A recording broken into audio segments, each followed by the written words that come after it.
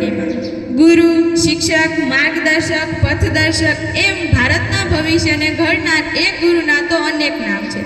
જો કોઈ એમ કહે કે સાગરના ઊંડાણને માપી લો તો કદાચ સંભવ છે, જો કોઈ એમ કહે કે આકાશના તારાઓ ગણી લો તો કદાચ સંભવ છે, પણ ગુરુ તત્વ માટે કંઈ જ પણ કહેવું એમ લાગે કે જાણે શબ્દો જ અટકી જશે। ગુરુ સાક્ષાત પરબ્રહ્મ એમ કહીને શાસ્ત્રોએ ગુરુને પૂર્ણ બ્રહ્મની ઉપાધિથી વિભૂષિત કર્યા છે। જીવનના દરેક પગલે કોઈ માર્ગદર્શકની જરૂરિયાત હોય છે।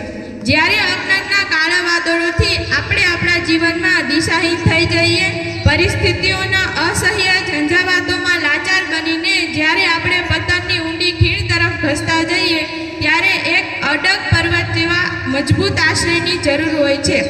એવો આશ્રય કે જેના આધારે આપણે વિપરીત સમયમાં પણ આપણે આપણા જીવનને ઉન્નતિના શિખરો સુધી લઈ જઈ શકીએ। એ આશ્રય એટલે ગુરુ। એ જ ગુરુ તત્વ પ્રત્યે કૃતજ્ઞતા પ્રગટ કરવાનું પર્વ એટલે ગુરુ પૂર્ણિમાનો પવિત્ર દિવસ।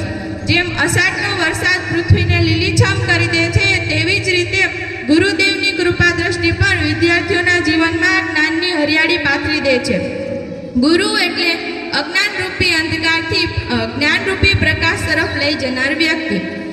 आचार्य चाणक्यના શબ્દો છે, शिक्षक कभी साधारण नहीं होता, प्रलय और निर्माण उसकी गोद में पलते हैं। जीवन અને જીવિકાનું શિક્ષણ પણ ગુરુ પાસેથી જ મળે છે। કોઈ મોટી ઇમારતમાં જે સ્થાન પાયાના પથ્થરનું હોય તે જ સ્થાન રાષ્ટ્રના નિર્માણમાં ગુરુનું હોય છે।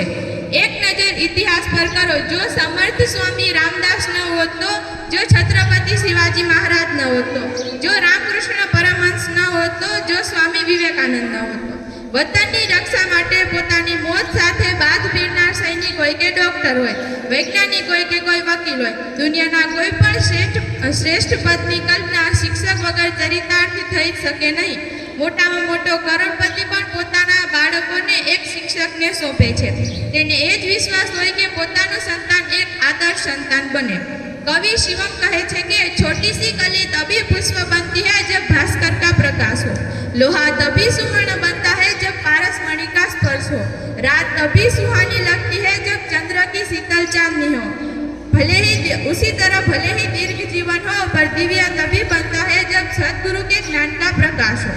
समुद्र पासे ऊंडाण छे पण ऊंचाई नथी, पर्वत पासे ऊंचाई छे पण ऊंडाण नथी, परंतु एक आदर्श गुरु पासे જ્ઞાનનું ઊંડાણ અને ચરિત્રની ઊંચાઈ છે।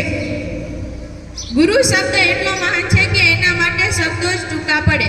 બસ ભૂતકાળના ગર્ભમાં પડેલી આપણી ભવ્યતાને પુનઃ વર્તમાન બનાવવાની જવાબદારી અને શક્તિ જેમની અંદર છે, તે જ્ઞાનપૂજ ગુરુ તત્વને મારા સાદર નમન। જય ગુરુદેવ અસ્તુ, જય હિન્દ, જય ભારત।